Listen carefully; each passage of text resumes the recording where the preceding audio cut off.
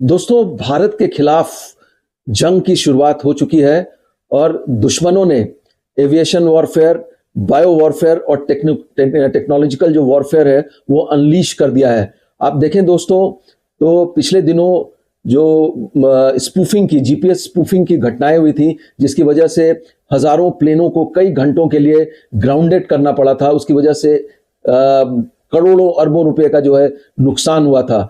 और ये सिर्फ दिल्ली ही नहीं बल्कि मुंबई, कोलकाता और जो दूसरे मेट्रो सिटीज हैं वहां से भी जीपीएस स्पूफिंग की घटना जो है रिपोर्ट की गई। तो ये तो एक एविएशन वॉरफेयर के बारे में मैंने बताया। इसके अलावा दोस्तों, बायो वॉरफेयर करने की भी कोशिश की गई थी। आपको याद होगा, हैदराबाद का एक डॉक्टर जिसे गुजरात पुलिस ने, सैयद मोहिद्दीन इस शख्स का नाम था, इस डॉक्टर का नाम था, जिसने चाइना से एमबीबीएस किया हुआ था।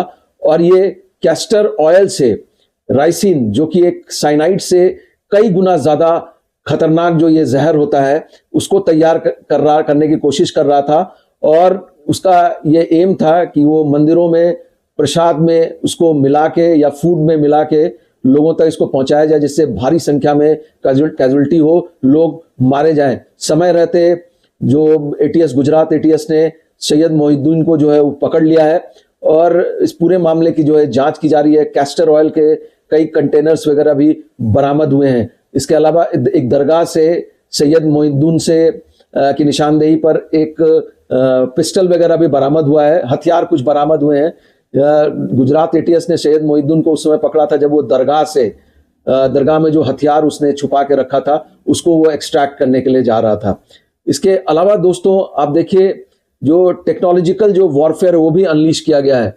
इसका एक एग्जाम्पल है कि दिल्ली ब्लास्ट में आप देखिए जो सब्सटेंस यूज किए गए एक्सप्लोसिव, वो अमोनियम नाइट्रेट के साथ साथ टीएटीपी है, ट्राई एसीटोन ट्राई पेरोक्साइड नाम का एक एक्सप्लोसिव है, जिसको मदर ऑफ शैतान कहा जाता है। शैतान की अम्मा के नाम से भी इस एक्सप्लोसिव को जो है जाना जाता है। तो पूरी तरह से ये अनलीश कर दिया है ये वॉरफेयर दुश्मनों ने। हालांकि भारत भी इसके लिए तैयार है और इन सब से निपटने के लिए जो रॉ की एक साइबर यूनिट है, जिसको एनटीआरओ कहते हैं, नेशनल टेक्निकल रिसर्च ऑर्गेनाइजेशन, उसका एक डिवीजन है जिसको इलेक्ट्रॉनिक सर्विलेंस डिवीजन कहते हैं, ईएसडी। उसने भी एक ब्लूप्रिंट तैयार कर लिया है और जल्दी एक ऐसी टेक्नोलॉजी भारत की तरफ से डिप्लॉय की जाएगी जिस पर कि जो जीपीएस स्पूफिंग है उसका कोई असर नहीं होगा। इसके अलावा जो भारत ने सैटेलाइट सिग्नल्स जाम करने वाले कई जो